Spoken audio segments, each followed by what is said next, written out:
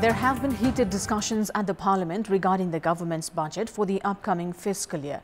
While lawmakers of ruling parties defended the budget, saying that it would save the reeling national economy, opposition continued to question what they call unclear policies and priorities, in fact, and uneven distribution. Overall, the failure to include suggestions put forth during discussions, and as experts point out, attempts by lawmakers to voice opinions to merely seek popularity has limited the session to a formality. Good morning, I'm Sarah Sapsanama. Let's begin with the headlines of the hour. Government halts road excavations between 16th of June to 17th of September. Kakadbita-Damak road section, meanwhile, along the planned Asian highway being repaired with 20 million rupees. Discussions on the government's budget for the next fiscal to continue today as well. Ruling and opposition lawmakers busy in blame games over the budget. Millions in North America advised to wear masks outdoors as intense wildfires in Canada degrades air quality. Dangerously smoky conditions expected to persist into the weekend. And English club West Ham breaks its trophy drought of 43 years, taking away the Europa Conference League title. Produces a scintillating 2-1 win over Fiorentina in the final. The government has prohibited excavation of roads between 16th of June to 17th of September. This applies to roads under the Federal Road Supervision and Monitoring Division. The government has cited challenges in repairing excavated roads during monsoon season as the reason and has warned of actions against anyone who undertakes such tasks in accordance to Road Act 2031. The trend of excavating freshly blacktop roads amid lack of coordination between government units continues unabated. Meanwhile, repair works have been expedited in the Kakadbita-Damak road section along Jhapa's east-west highway. Local level officials and locals have meanwhile alleged the government of intensifying the works to spend the budget allocated as the new fiscal year approaches. A company has been contracted for the works as the local level is in pressure to show expenditure of the budget allocated. 20 million rupees has been handed out to contract a company to expand the road to 8 meters width. The tender process for Asian highway construction has also begun, which means the road section might have to be dismantled. However, local officials say the process for the highway is likely to take some time. The road department, meanwhile, has said the expansion falls under its regular work, but local business persons accuse of policy-level corruption. Local level is also currently repairing road sections along bus stops. Discussions on the government's budget for the next fiscal year is to continue today as well. The House of Representatives session to dwell on the budget had been called for 11 a.m. this morning. Observers say the discussions so far have looked to be limited to formality. Opposition parties have expressed reservations on the budget, saying it lacked clarity in priority areas and was distributed in an uneven manner, while ruling parties have defended the budget. Lawmakers from opposition have alleged the budget does not address current needs of the country amid reeling economy. The government had presented the budget at the House of Representatives on 29th of May. As the trend of announcing plans and programs without significance and leaving them stranded has continued unabated, the Tribhuvan University has started restructuring itself in a bid to end the race of establishing universities in which government officials are involved. TU is being restructured by integrating its constituent institutions and educational institutions that have been provided affiliation and by establishing provincial universities. The Executive Council of TU has already made a decision in this regard. There are 62 constituent colleges and 1,060 colleges that have been granted affiliation. The university has failed to monitor performances of these institutions. In the meantime, the government has moved forward with establishing new universities by integrating colleges under the university. TU is set to establish provincial universities in all 7 provinces as per the requirement. The task force, coordinated by Professor Shivalal Bhushal, prepared a report on restructuring the university and was passed by the Executive Council.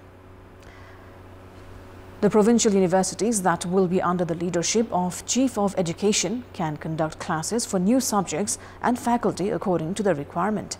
It has been mentioned in the report that the province government will have to bear the expenses of the provincial universities.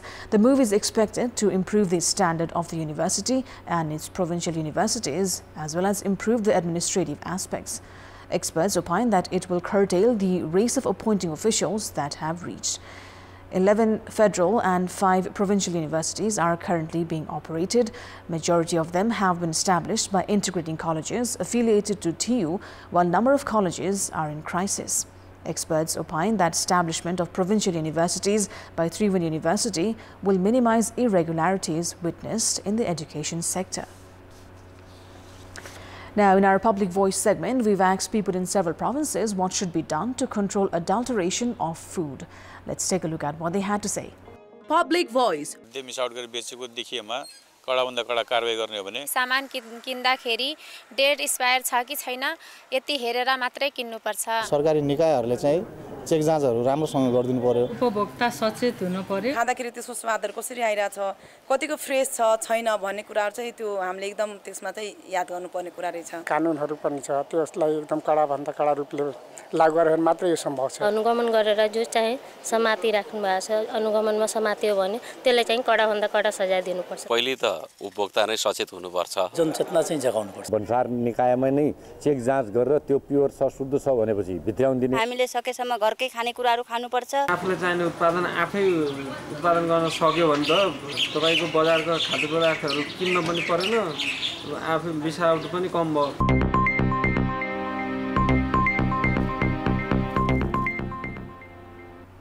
And it's time now for our segment Public Pulse, where you text us with your opinion. Public Pulse. The question is, what's your take on CPNUML's decision to lift the age limit of 70 years for leadership? Your options are A, intention to discourage youth leaders, B, to fulfill vested interests, and C, age is irrelevant in politics. The voting is on. Type NEWS, select your option A, B or C and send it to 34001 to share your opinion with us. Let's move on to the international update.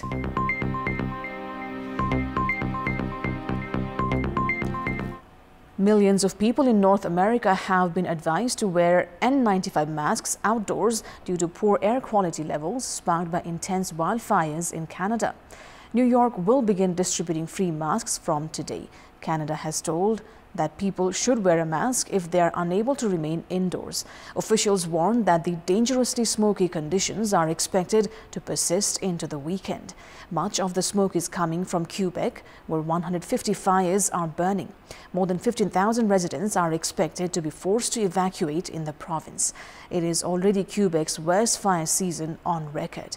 Environment Canada has said that conditions are worsening in Toronto as more smoke pours in. Meanwhile, the U.S. Environmental Protection Agency, EPA, classified the air quality in much of the Northeast as unhealthy, especially for people with respiratory concerns. In total, millions of people around North America are thought to be under a form of air quality warning. Fires across Canada have already burned more than 3.8 million hectares of land, an area 12 times the 10-year average for this time of the year. More than 600 U.S. firefighters have been sent to Canada to assist local officials, the White House announced yesterday. Former U.S. Vice President Mike Pence has offered his most forceful repudiation of Donald Trump to date during a speech launching his 2024 campaign. The Republican accused Trump of being unfaithful to the U.S. Constitution and of abandoning conservative values. The former Indiana governor and congressman has formally commenced his White House campaign. The move pits him against his two-time running mate, who he served under in the White House from 2017 to 21. At a speech in Ankeny, Iowa, Pence argued that Trump had encouraged the mob that attacked the U.S. Capitol on 6th of January 2021 and had incorrectly asserted that Pence had the power to overturn the election result. He added that Trump's actions on 6th of January should disqualify him from returning to power. The 64-year-old also took shots at Democratic President Joe Biden, arguing that neither he nor Trump are similar to average Americans who know how to treat each other with kindness and respect, even in disagreement. The Republican field for the 2024 nomination is increasingly crowded. On Tuesday, former New Jersey Governor Chris Christie launched a bid. On Wednesday, North Dakota Governor Doug Burgum also announced that he was entering the race. Welcome back. It's time now for the sports update. Sports news brought to you by Lakshmi Steel, Nepal mein guaranteed #1 quality. Jared Bowen slid home a 90th minute winner as West Ham United secured a last gasp 2-1 victory over Fiorentina in the Europa Conference League final and clinched a first major European trophy in over a half-century. West Ham took the lead in the 62nd minute when Said Benrahma converted a penalty after a VAR review confirmed a handball by the Italian side's captain Cristiano Biraghi, who had been a thorn in West Ham's side with his runs down the flank. Fiorentina immediately stepped up the pace after going behind and were rewarded 5 minutes later when Giacomo Bonaventura controlled the ball with two defenders on him and sent a shot past West Ham keeper Alfonso Areola. Both sides struggled to create much in a nervy opening half, with Fiorentina controlling possession but lacking a cutting edge in the final third, while West Ham had long spells without the ball. The match at Prague's Eden Arena looked like it was heading to extra time when Lucas Paqueta slipped a ball through to Bowen, who outpaced the defenders on a quick counter-attack and fired past Fiorentina keeper Pietro Terracciano. The goal made Bowen the first English player to score the winner in a major European final since Arsenal's Alan Smith in 1994 and capped a campaign in which West Ham were unbeaten in 15 UEFA Europa Conference League matches. And that is all for the moment. Thank you for watching. Bye for now.